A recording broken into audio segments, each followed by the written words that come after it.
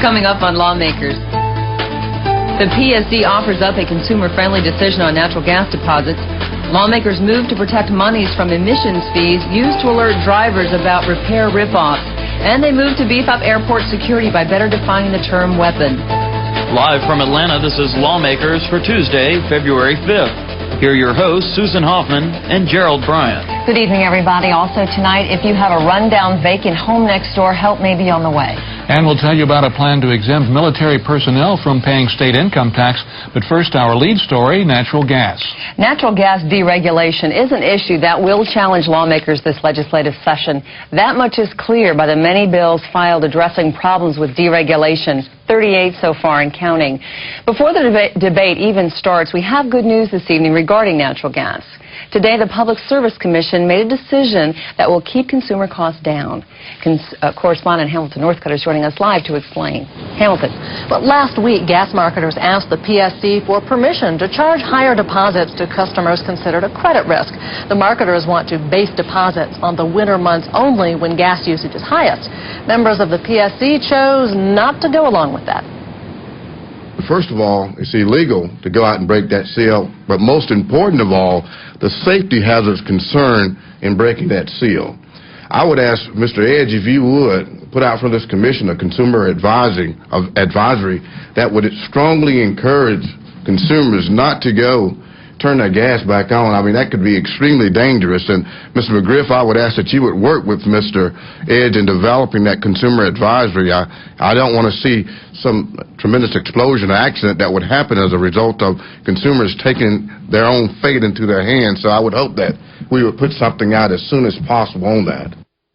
You just heard PSD Chairman David Burgess addressing a problem that has made headlines recently, and he had asked the Public Service Commission staff to issue a warning to consumers who have had their gas shut off and are breaking the lock to turn the seal, and turn the gas back on. Reporting live from the Capitol, I'm Hamilton Northcutt for Lawmakers. Quick question before you go, Hamilton. Has there been any activity on any of the natural gas bills yet? Well, not yet. A number of them have been assigned to committee, but so far no debate in the House or Senate and no votes have been taken. Okay, thanks very much, Hamilton. Also on natural gas today, Capitol protesters urged the governor to re-regulate the industry. While Governor Barnes did promise to do something about the high heating bills, he stopped short of committing to re-regulation. The governor says that he is still considering all options brought forth by his recently appointed study committee evaluating the gas industry. As of right now, he is hoping to tweak the current system rather than re-regulate.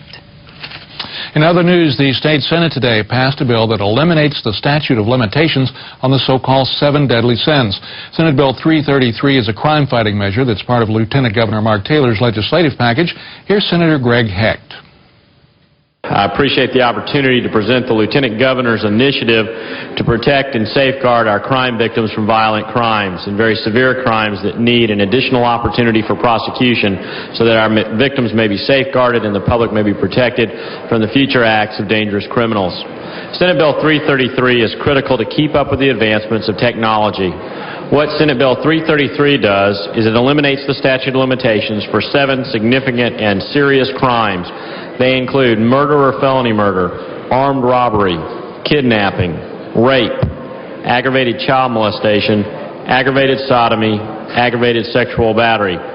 It's very important to note that in the last 10 years, the DNA technology, which goes along with the Lieutenant Governor's initiative to expand the DNA convicted felon database to make sure that we can track down criminals who have committed heinous crimes and to make sure that they are brought to justice for their victims. This DNA database and the DNA technology available to us has allowed us to take care of crimes that were perpetuated beyond 4- and 7-year statute of limitations previously that were established by law. It's now an opportunity for us to bring to justice those criminals who have previously inflicted pain, molestation, kidnapping, rape, and even murder to justice. And that is why we eliminate the statute of limitations for these particular offenses. Senate Bill 333 passed without opposition and goes to the House. Changes in airport security and creating an airport authority were the focus of today's Aviation Transportation Subcommittee. Now, some lawmakers say that the events of September 11th have made it necessary to step up airport security. And House Republicans offered legislation to change the leadership at Hartsfield, a move they believe is necessary to avoid a financial disaster on federal levels. David Zelski is standing by live in the House chamber with more on this. David. Well, the subcommittee began with Minority Whip Earl Earhart comparing the financial troubles at the airport to the auditing situation that plagued Enron. Now, House Bill 1012 is a plan to avoid federal cutbacks and improve airport operations. What you have in this situation, and the situation that I've set up, is a quasi-governmental. You have some elected officials. You have some people on that board who will be industry professionals. And I think they can take a more independent look than just a pure political board or a pure bureaucratic board that could be set up in some of the other schemes. Atlanta Fulton County Commission Chair Bob Holmes believes the airport is not in need of these changes. I guess in the words of the old commercial that we heard years ago, where is the beef? I really haven't heard of any. I've heard philosophical views that we ought to take the airport from the city of Atlanta. I've heard views that an agency of the state has the capabilities of running and operating such an airport. And we've heard views of the fact that there's going to be some taking away of federal dollars from the airport. And as you know, Atlanta's airport, because of its efficiency, has in fact been one of the darlings of the FAA. Subcommittee Chairman Don Wicks expressed his interest in the Republican legislation, but believes the amount of facts and figures were too unclear to move on legislation that could have an international impact. To me, the best gauge is traveling in and out of Hartsfield. I have done that twice since September the 11th, and I saw no signs. I mean, the Hartsfield is working very well to me, and that is the gauge to me, is whether I think we need to make some major changes. And I consider this would be a major change. Representative Barnes then discussed his bill that clearly defined a weapon. Legislation that was written 20 years ago for bus and rail security would now extend to airports and planes. Previous legislation pertained mostly to handguns. Now we're talking about, items that may be, for instance, a fingernail file that's been filed down with a sharp edge. You may have a handle in another pocket. You manage to get it through. That's a modified item that can be assembled, which this bill covers, the assembly after you pass a security checkpoint and used as a weapon on an airplane. Now, Representative Barnes' bill was given a due pass in the subcommittee and will move on to the House Transportation Committee for further consideration. Reporting live from the House chambers, I'm David Zelski for Lawmakers. David, what was Representative Earhart's reaction to the subcommittee's delay on his bill? Well, I talked to him after the meeting, and he said that he wants this bill to move on through committee, and he'll provide the expert testimony if necessary, but he wants the bill to come to a vote sometime after next week in the House. Okay, thanks very much, David.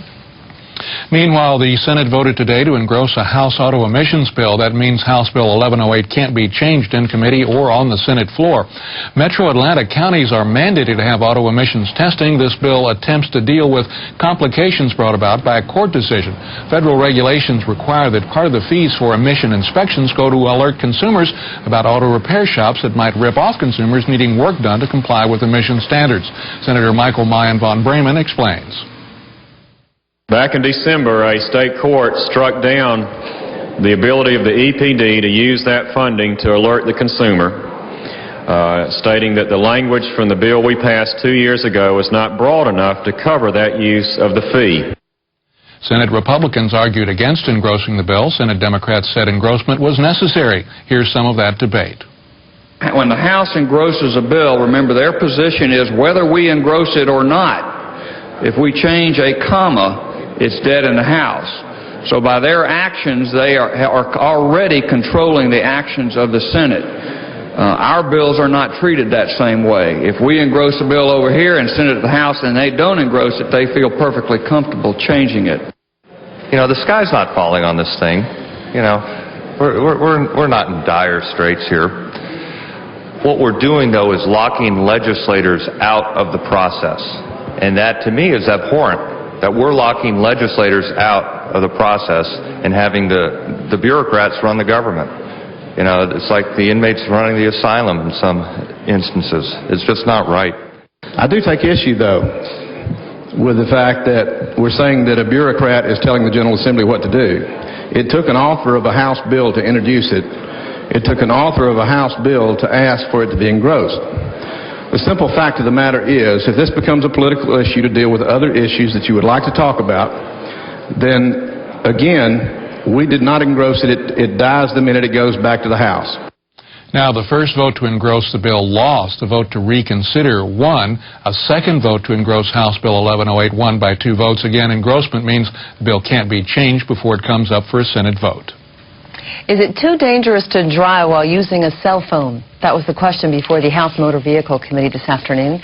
Lawmakers Chrissy Knight is standing by live with our story. Chrissy.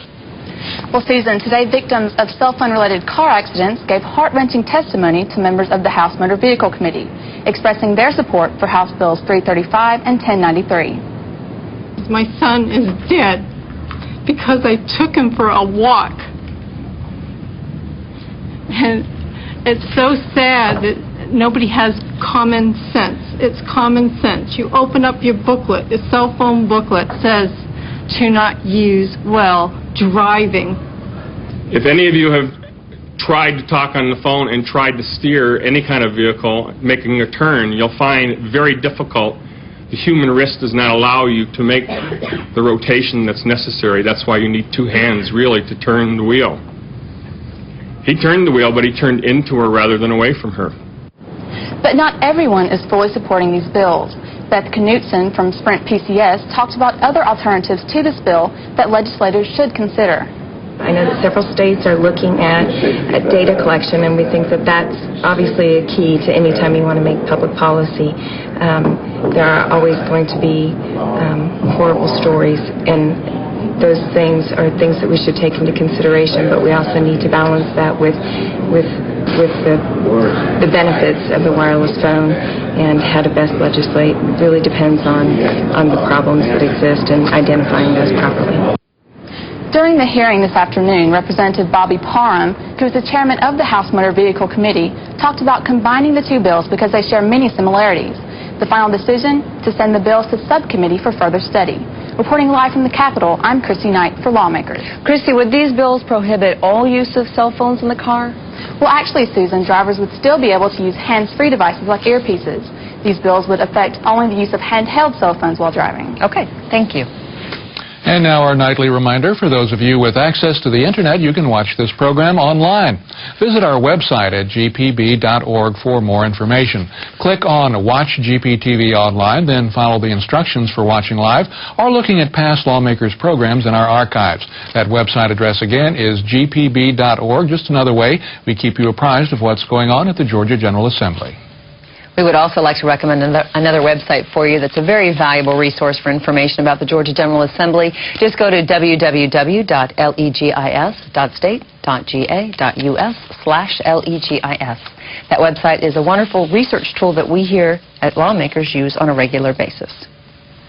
A Senate Education Subcommittee today recommended a bill that would loosen the current ban on cell phones in schools. Senate Bill 336 aims to change existing state laws banning cell phones and pagers from school property. Senator Richard Marable explains what his bill would do. What we have is a policy that was enacted in, I believe, 89 that did not allow the use of cell phones or beepers on the campus. I think there's some gray area in that some school systems are looking maybe the other way for some of that to happen, and some are enforcing that very strictly.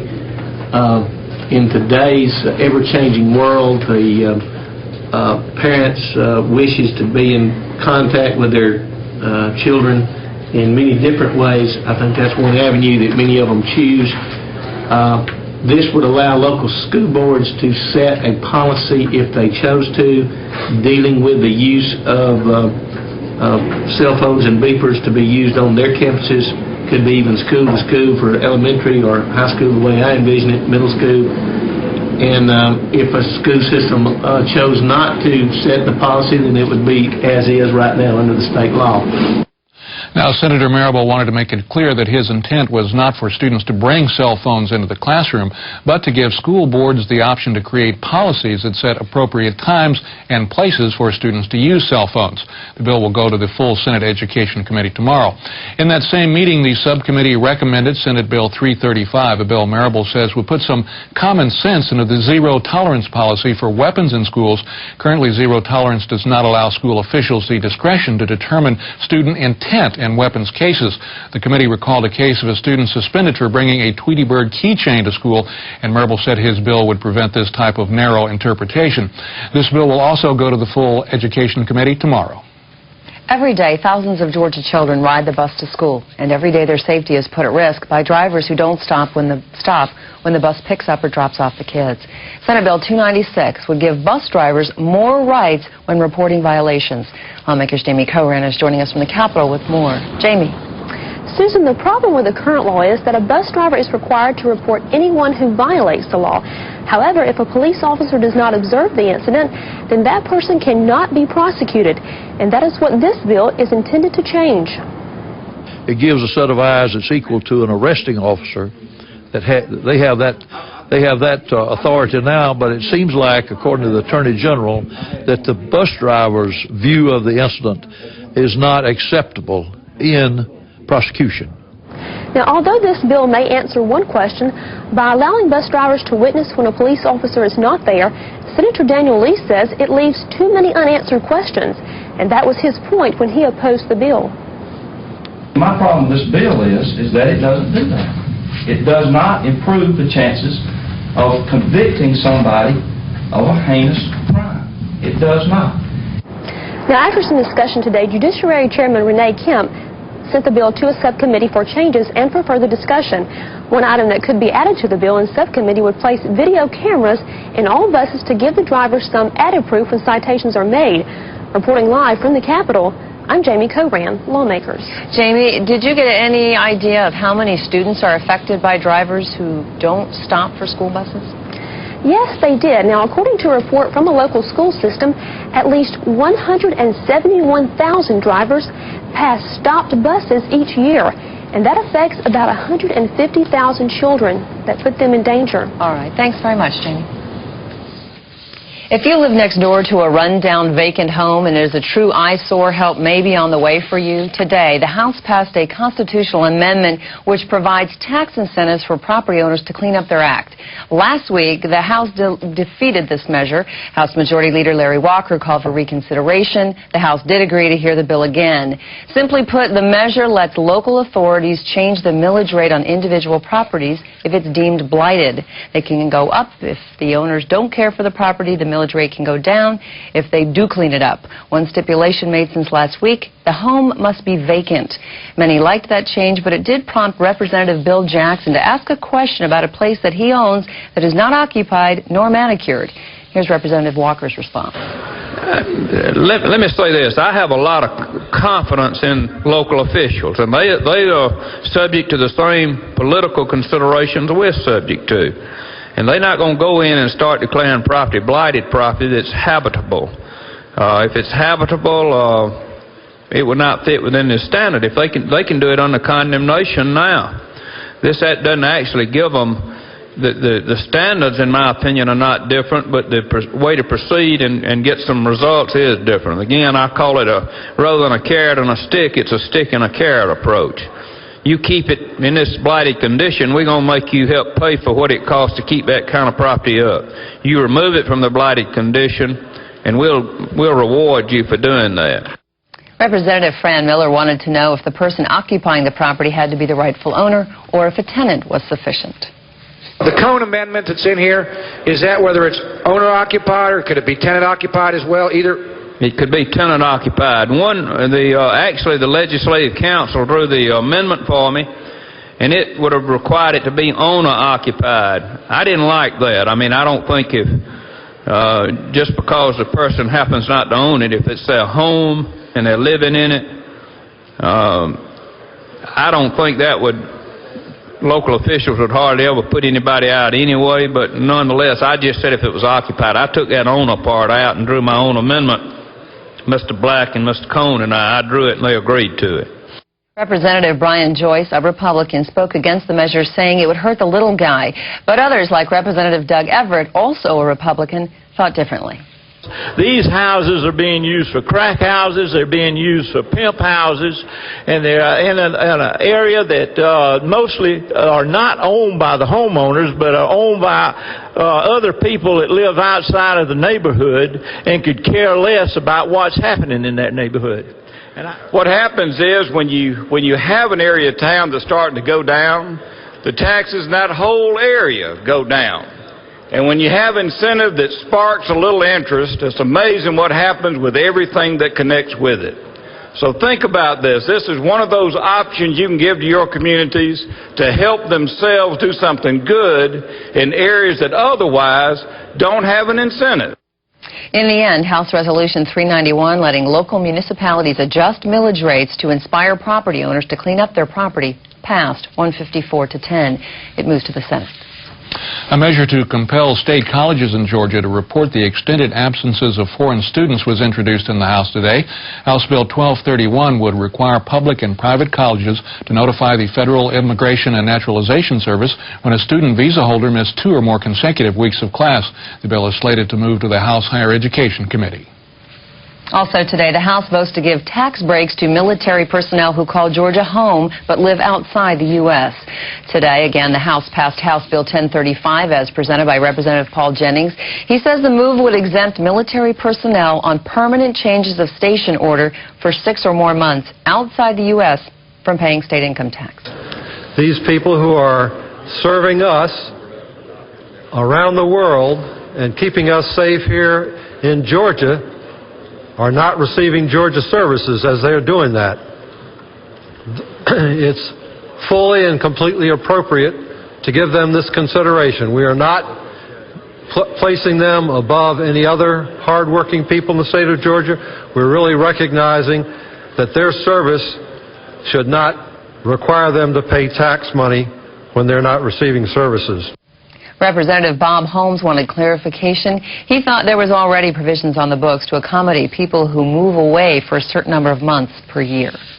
The current code allows them to be taxed proportionally rather than their full amount. Am I wrong on that? I thought that was the case because you have the partial year and the... No, that's not the way the code is now. A military person serving outside continental limits has to say what the home of record is. As long as the home of record is Georgia, they are due to pay Georgia income tax. One of the problems that happens is people will move to Florida or Tennessee or Texas, someplace that doesn't have an income tax, to avoid this. We'd like to keep these people as residents of Georgia to come back after they're through. After a little discussion, House Bill 1035 passed easily, 165 to 0. It moves to the Senate.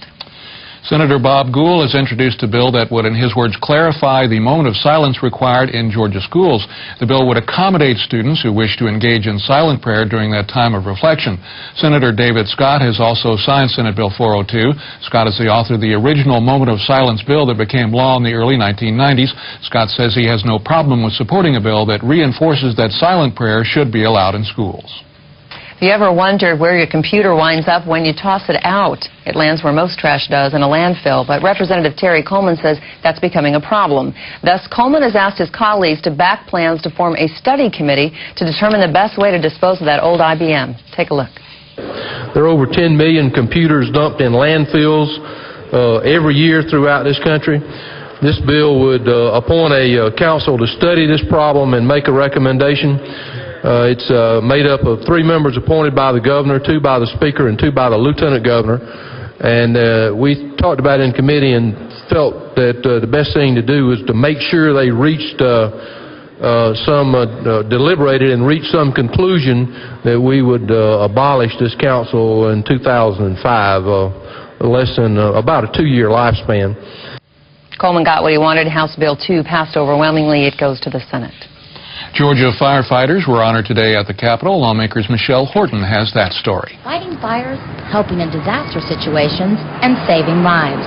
Georgia firefighters work hard to help those in need. And today, they were honored at the 30th Annual Firefighters Recognition Day at the Capitol.